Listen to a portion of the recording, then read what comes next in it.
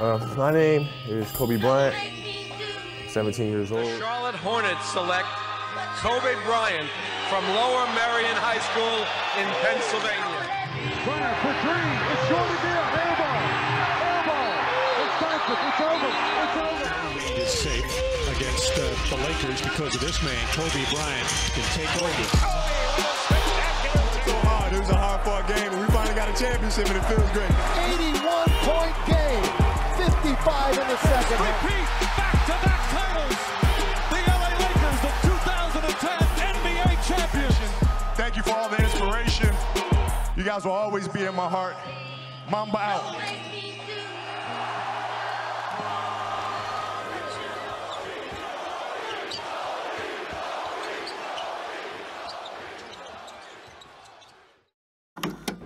Kobe Bryant have decided to take my talent to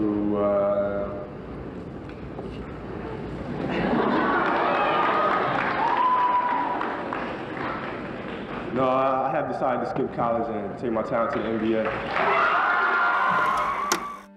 The first chapter of a story is often its most important.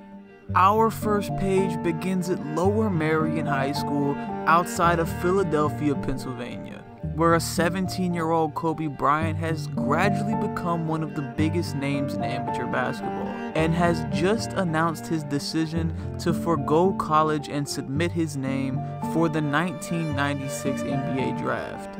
After witnessing fellow top prospect Kevin Garnett be selected in the top 5 of the previous draft, Kobe knew that he was capable of making the jump to the pros and was now joining a stacked rookie class. While he had been a well-documented player in the media, with publications from national magazines to ESPN covering his rise in popularity, NBA franchises were still skeptical, especially considering there had never been a guard drafted straight out of high school.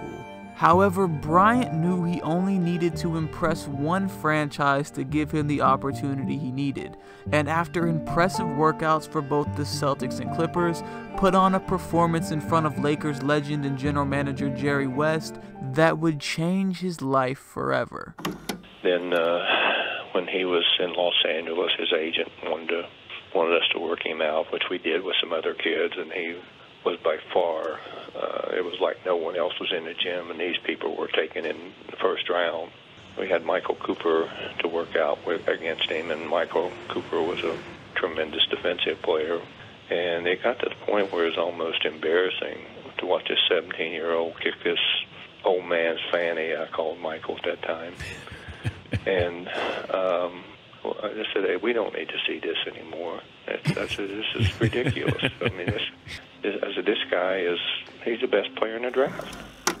As the 1996 draft rolled around, a draft that is considered by many to be one of the most talented in NBA history, Kobe would watch 12 players be selected before he finally heard his name called. But not for lack of interest. In fact, then Nets head coach John Calipari had been obsessed with Bryant since witnessing his workout for New Jersey.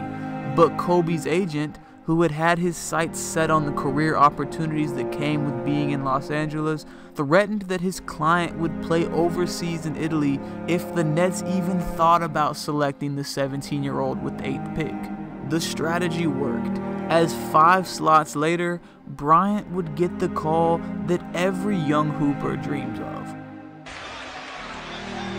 With the 13th pick in the 1996 NBA draft, the Charlotte Hornets select Kobe Bryant from Lower Merion High School in Pennsylvania. You had the scores to go to college. Why the NBA?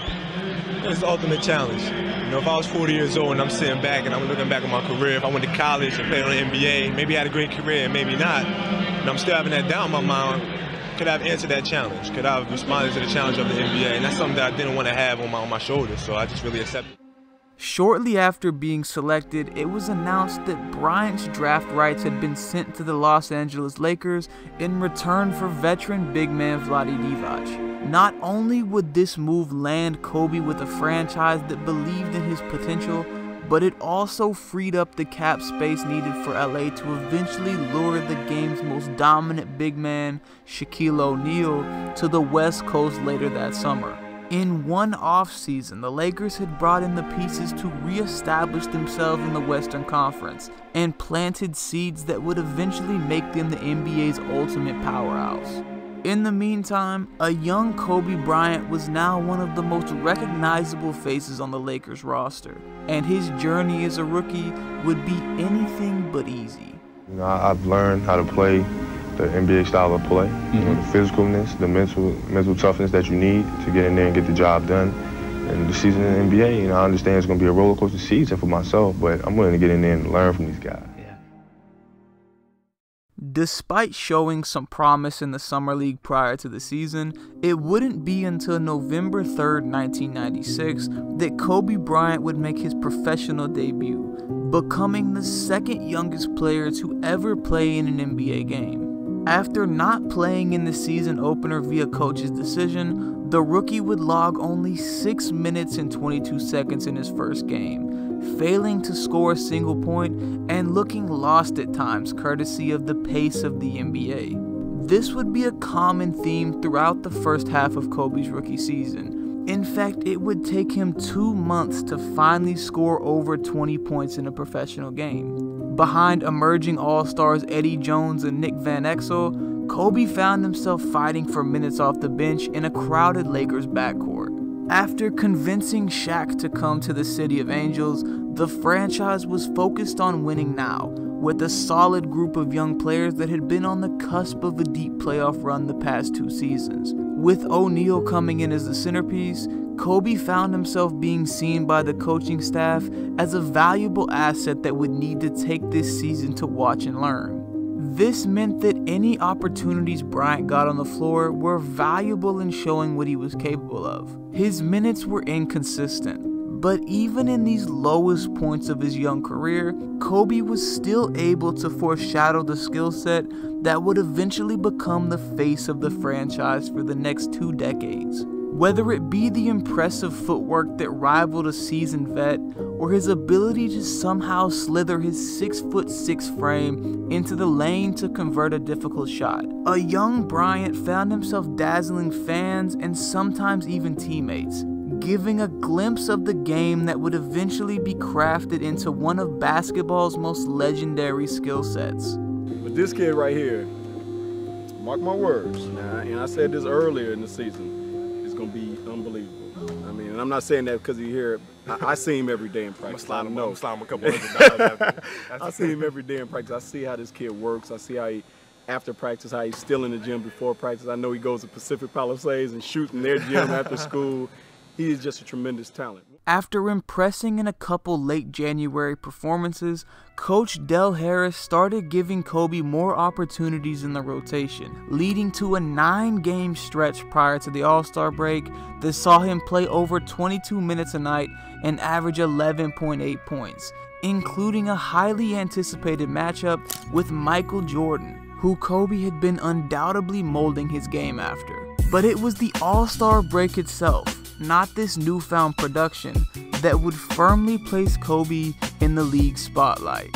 Despite not quite being ready for the weekend's biggest showcase, Kobe would leave his mark on the event nonetheless, starting with the newly formatted Rookie Challenge. In his first chance to show the world exactly what he was capable of, Bryant took full advantage, bringing the Cleveland crowd to their feet with a 31-point performance that was filled with high-flying dunks and big shots against the rest of basketball's top young stars. However, possibly the most memorable moment came from the dunk contest. Oh, that was big. Went down between his legs and got the reverse. Between the legs, Kobe Bryant. Look at him, check him out. Kobe Bryant, 18-year-old rookie. Following the break, Bryant's time on the floor and production with the Lakers continued to fluctuate. There were some games he would play a solid chunk of minutes and others that he didn't see the floor at all. Regardless, he managed to earn some trust from the coaching staff by the end of the regular season, being named to the NBA's all-rookie second team and helping play a small part in the Lakers winning 56 games that season, earning them the 4th seed in the top-heavy West. Coach Del Harris would tighten up the rotation come playoff time, meaning once again Kobe would have to fight his way back onto the floor for significant minutes. He would make his playoff debut in the closing seconds of Game 1 of their first-round matchup against the Trailblazers, checking in with only 46 seconds left in the blowout win. He would get his first real postseason opportunity in Game 3, where he'd scored 22 points in 26 minutes on the floor in what would be the Lakers' only loss of the series. As Los Angeles moved into the second round, they found themselves matched up with the Utah Jazz, who had become the top team in the West. The legendary duo of John Stockton and Karl Malone had been running pick and rolls since Kobe had been a first grader in Italy, and the Lakers found themselves falling behind 0-2 in the series, unable to match the experience of the vets. As Game 3 tipped off in Los Angeles, it was obvious the Lakers needed a spark offensively, with Eddie Jones being held scoreless through the first 28 minutes. In a move that would change the landscape of the game, Coach Harris turned to Kobe off the bench, giving him some key minutes in the rotation. Thanks to some inspired defense by LA that held Malone to just 1 for 13 from the floor, the Lakers would hold a 13-point lead heading into the fourth quarter, and the baby Mamba would get his first taste of putting away a playoff opponent. Throughout the quarter, Kobe flashed the unguardable nature that would go on to define his career, drawing 12 free throws in the closing moments and helping to hold the lead even after Shaq fouled out with 7 minutes to play. It takes a certain type of player with a certain mentality to thrive come playoff time, and Kobe had proven that he was capable of embracing the moment.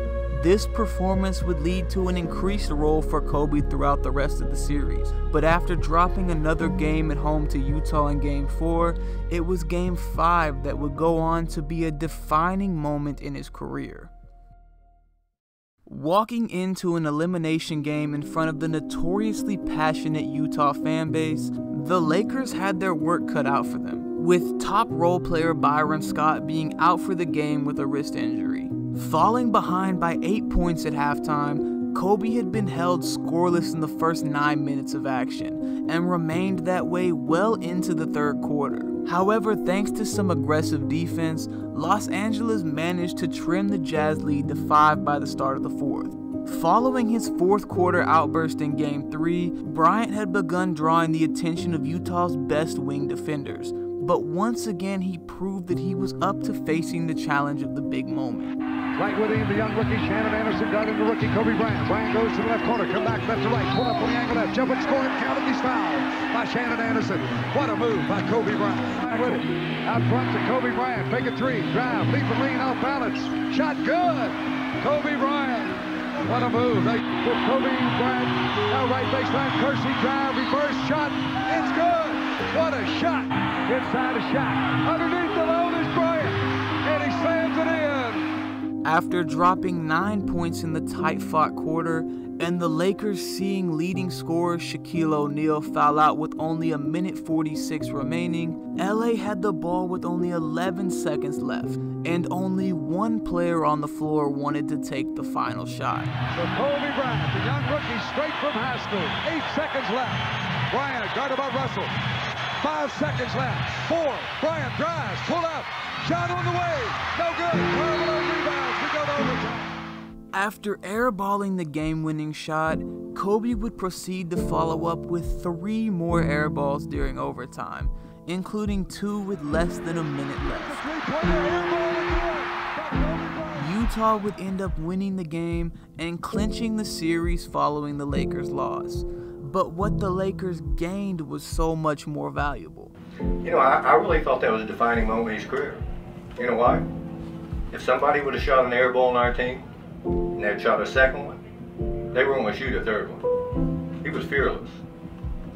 I think that's one of the things that spurred him to greatness. He wasn't going to allow himself to fail. I don't know if anyone on our team would have taken 3 shots that he took. I don't know that.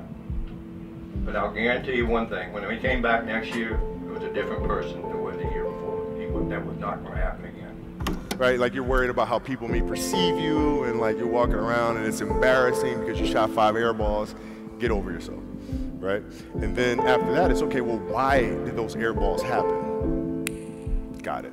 High school, year before, we played 35 games, max, right? Week in between, spaced out, plenty of time to rest. In the NBA, it's back to back to back to back to back to back to back. I didn't have the legs. So you look at the shot, every shot was online.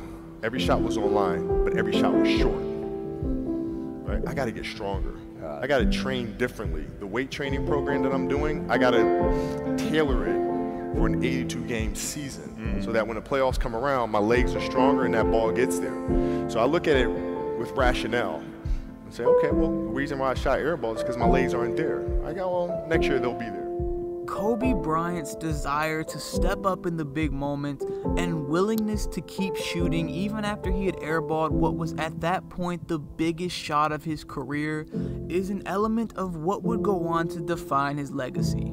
Being unafraid of the consequences of a moment and being willing to take failures, study them, and turn them into long-term success. Bryant's rookie season was filled with ups and downs, from career-defining highlights to frustrating failures. But what it did was establish a foundation that allowed him to learn from past mistakes and come back better than before. Kobe may not have been ready for the big moments just yet, but he wasn't afraid of them either.